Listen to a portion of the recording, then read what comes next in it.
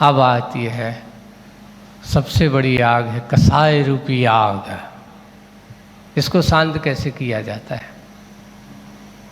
कसाय की आग को शांत करने के लिए क्या उपाय है? तो उसी में छडाला का निकले, ये राग याग दहे सदा ताते समामृत से ये। उसको अगर शांत करना है, कसाय की तपन को दूर करना है, तो कसाय की तपन को दूर करने के लिए एकमात्र समता रूपी जल ही है, बाकी और कोई जल इसको शांत नहीं करता। आपके अंदर दाह है, कसाय के अंदर है। देखो एक आदमी जब गुस्से में होता है, बहुत तमतमाया हुआ है, और बाहर एसी में बैठा हो, है ना, लोग उसको हवा कर रहे हैं, शांत हो जाओ भैया, शांत हो जाओ, है ना, लेकिन फिर भी उसके अंदर से शरीर में पसीना छूट रहा है, लाल लाल आँखें, बिल्कुल आग जैसी झर रहा है, शांत नहीं हो रहा है। उसकी गुस्साएं, इन्हें बाहर की ठंडक कोई काम नहीं कर रही है, बाहर की ठंडक कोई काम नहीं कर रही है। भीतर क्यों? कसाय की आग जहाँ जल रही हो, वहाँ बाहर की ठंडक कोई काम नहीं करती। भूल जाते हैं एसी नहीं अच्छे पे, हाईएस्ट कितने पे चलता भाई तुम्हारा एसी? क्यों भाई सौरभ, कितनी ठंडक पे लेते हो तुम लोग एसी की? 16 पे, है ना। और ज़्यादा गर्मी तेज हो जाए तो कितनी बढ़ जाती फिर? 25-26 तक पहुंचा देते हो, है ना, कि कम करते हो? टेम्परेचर कम करते तो ठंडक होती होगी, बढ़ाते हो तो गर्मी होती होगी। तो जितनी कम करते चले जाओ तो उतनी ज़्यादा क्या होगी? ठंडक करना है। ऐसे ही आपको ऐसा है, ज़्यादा है, अगर तुमसे कहीं माइनस पे चले जाओ और बैठ जाओ, चिंता मत करो, माइनस में बैठ जाओगे, पर कसाय की आग शांत करने वाला हंसी खेल रही है। एक बार एक छोटी सी कहानी, बहुत अच्छी से पढ़े। एक व्यक्ति गया, हिमालय की गोद में एक साधु बैठा है, चारों तरफ बर्फ के बीचों बीच में। उसने कहा साधु महाराज के पास परीक्षा करें तो देखो तो ये सच्चे साधु है कि नहीं।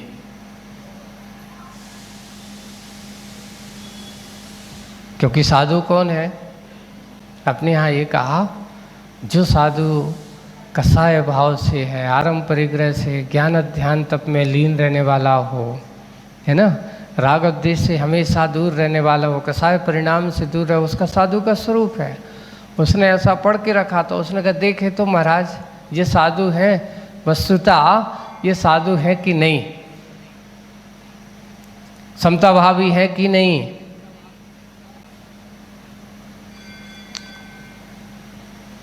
वहां गया, जाकर के महाराज के पास पहुंचा। चारों तरफ बर्फ के बीच में इतने ज़्यादा ठंडक में फिर भी बैठे हुए हैं। महाराज के पास बैठ जाने के बाद कहता है, महाराज लगता है यहाँ कहीं पर आग है। साधु महाराज कहते, देखते नहीं हो चारों तरफ बर्फ बर्फ भरा पड़ा है, तुम्हें आग दिखाई दे रही है? जरा अच्छे से ध्यान दिमाग से लगाओ। वो तो कहता, महाराज अब तो आग मुझे दिख गई। बोले कि समझ में नहीं आता, ऐसे हिमालय में आग कहाँ से आएगी?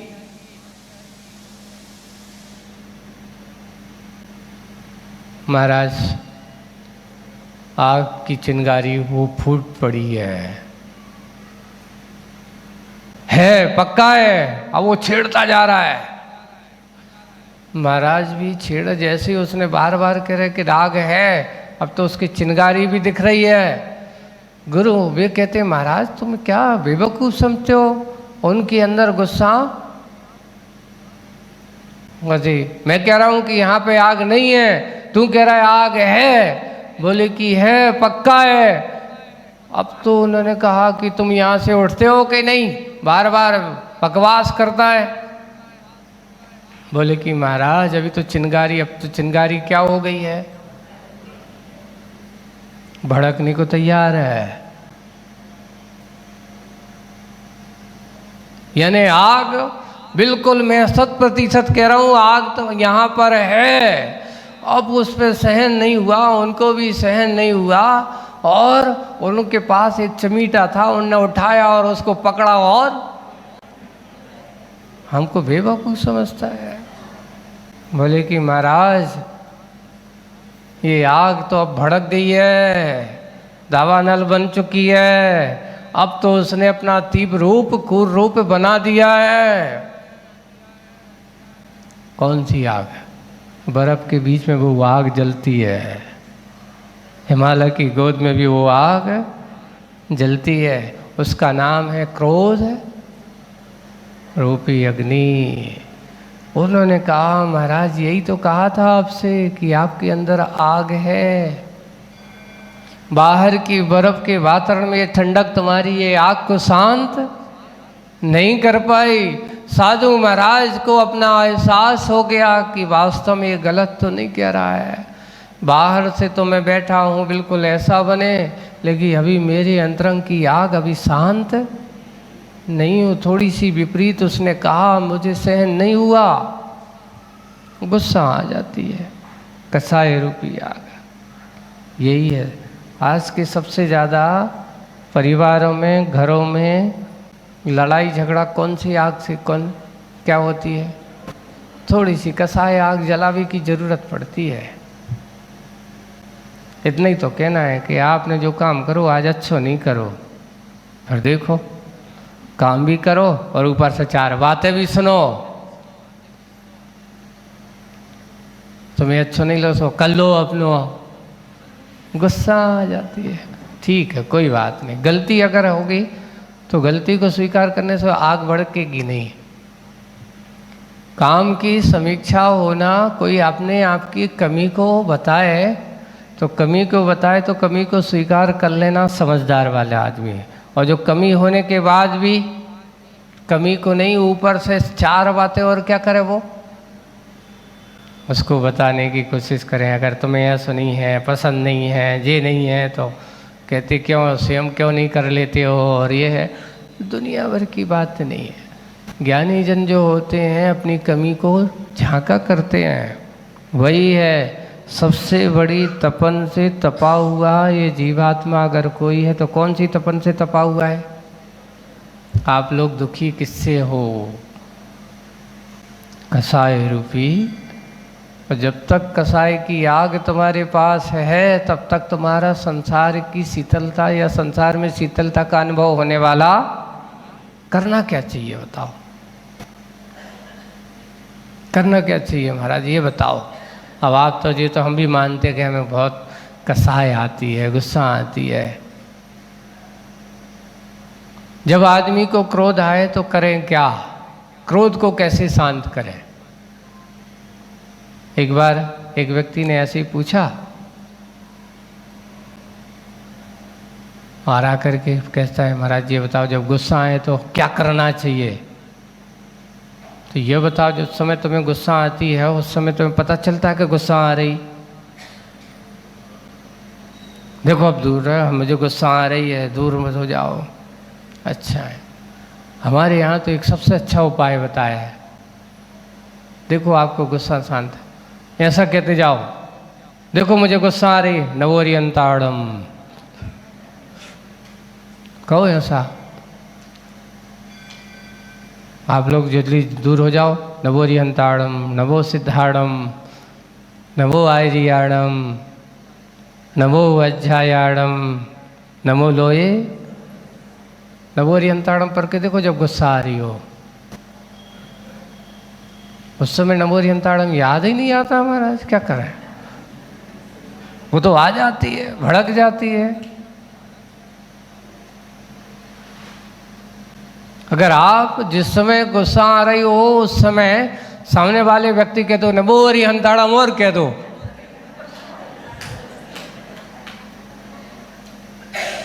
हम इतनी कह रहे हो और ऊपर से तुम हमें क्या कह रहे हो?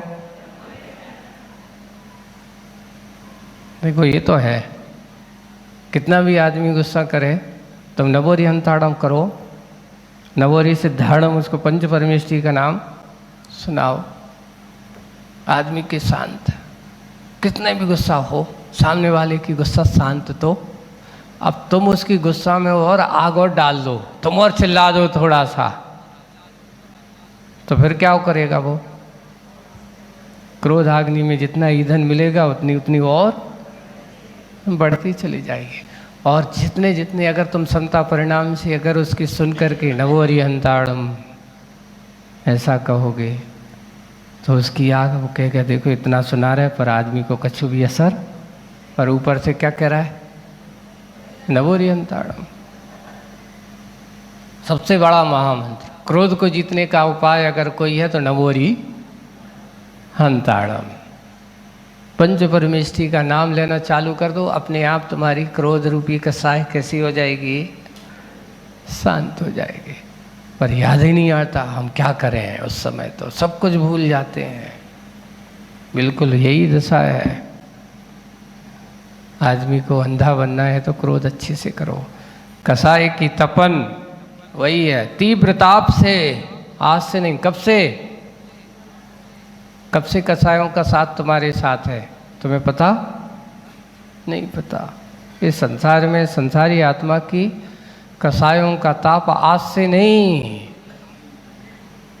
कितना समय हो गया इस ताप की तीव्रता में हम जी रहे हैं और अपने आप को उस कसाई की भट्टी में डालते चले जा रहे हैं, डालते चले जा रहे हैं और तपते चले जा रहे हैं, और ऊपर से अनुभव करते हैं कि बहुत गर्मी है, बहुत परेशानी है, बहुत वेदना है। फिर वेदनाओं को भी वेदन करते हुए भी उस वेदनाओं का प्रतिकार करने का प्रयास हम नहीं करते। ऐसा हमारे कसायों का सबसे बड़ा है, सबसे बड़ा काम है। लोगों की दुख को दूर करने के कारण से अपने आप के दुख को समझने की कोशिश करो। पहले हो ये रहा है, एक व्यक्ति आए, किसी व्यक्ति के घर पर आकस्मिक शोक हो गया, अब वो आकर के रो रहा है। अब आप कहोगे महाराज देखो एक और बात आपको बता दें, रोना भी एक कसाय है। आप ये मत सोचना कि रोने से कसाय नहीं होती, नहीं, रोना भी क्रोध के कई प्रकार होते हैं, है ना? क्रोध के कई अंग होते हैं। शोक भी कसाय है, रोना भी कसाय है। आप जितना रोते हो उतने उतने और कर्म का बंध करते हैं। रोने से कौन से कर्म का बंध होता है बताओ? तो आप तत्वार्थ सूत्र में पढ़ना, है ना, उसमें कहा शोक है, आक्रंदन है, रोना है, असाता वेदनी कर्म का आश्रव का कारण है। रोने से कौन से वेदनी कर्म का होता है? साता वेदनी का नहीं होता। असाता वेदनी कर्म का आश्रव करना है तो रोना सीखो। महिलाओं को अच्छे से सीखना, जब देखो थोड़ी कुछ हुआ ना हम फट से रोना चालू कर देते हैं। आप साता चाहते हो असाता? अगर साता चाहिए तो रोना नहीं चाहिए, आंसुओं की कीमत समझो। थोड़ा कुछ हो नहीं तन्नक से फट से आंखों के आंसू गिरा देते हैं। हम तो उसको कहते हैं जैसी मोतियों की कीमत समझ करके आप लोग उसकी कीमत समझो। अरे अपने साता के लिए जीवन मिला है कि असाता के लिए मिला है? तो साता के लिए मिला है तो आंसू की कीमत एकदम नहीं कि फट से कोई, उसकी कीमत ऐसे नहीं है। हमारे आंसू मोतियों से कम नहीं है, ऐसा सोचो। जिस दिन तुम्हें अपने आंसुओं की कीमत समझ में आ जाएगी, समझ लेना आपके जीवन की असाता दूर हो जाएगी। इसलिए रोने से पहले सोचना मैं क्यों रो रहा हूँ, किस लिए रो रहा हूँ। हाँ, इसलिए ताप है। तो वो बात है कि हुआ ये कि उसके यहाँ हो गया शोक। यानी किसी प्रकार का, वो रो रहा है। अब कभी कभार उसका रोना भी एक मजबूरी में रोना होता है, एक वास्तविक रोना होता है। कैसा, मान लो किसी के यहाँ किसी का स्वर्गवास हो या वो रोए ना, तो सामने वाला सोचा देखो तो इसको कहते सो कहीं तक नहीं, रो तक नहीं रहा है, कि आंसू तक नहीं आ रहे हैं, वो इतने बड़ा कम हो गया फिर भी ये रो नहीं रहा है। तो इसको कभी कभार लोगों को दिखाने के लाने क्या करना पड़ता है, रोना पड़ता है, ऐसा कर रहा है। अब वो जाकर के उसको समझा रहा है कि भाई संसार है, आना जाना तो लगा रहता है, अब क्या कर सकते हैं। अब ऐसे में शोक करने के लिए संबोधन उसको अच्छे से दे रहा है। 8-15 दिन बाद ये हुआ कि जो संबोधन दे रहा था उसके घर पर क्या हो गया, शोक हो गया, उसके यहां कोई चला गया। अब वो रो रहा है।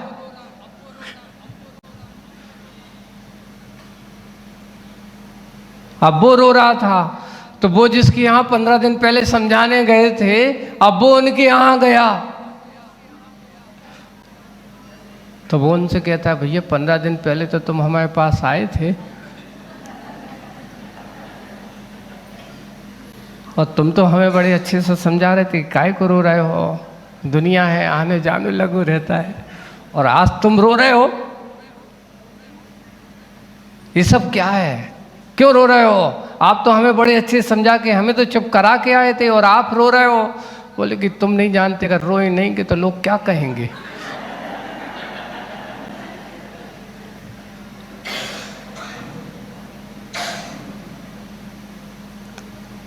सोचो, ये संसार की विचित्रता है। दूसरों को दिखाने के लिए रोना है, दूसरों को लुभाने के लिए रोना है, ये नहीं। यथार्थता यही है कि हम अपने अंदर के स्वरूप को समझ नहीं पाते, इसलिए इस प्रकार के कार्यों को हम करें। इसलिए रोना भी एक तरह की कसाय है, ये धारणा बना लेना। ये मत सोचना कि ये कसाय नहीं है, ये भी एक क्या है, कसाय है। ऐसी कसायों को शांत करना तीव्रताप है। तो ऐसे ही संसार में एक दूसरे को उसी में लगे हुए हैं। तुम रोए तो दूसरा आ जाता है, वो रोने लगा तो उसको समझाने, बस क्या काम है जी, संसार में एक दूसरे को चुप कराने में लगे हैं।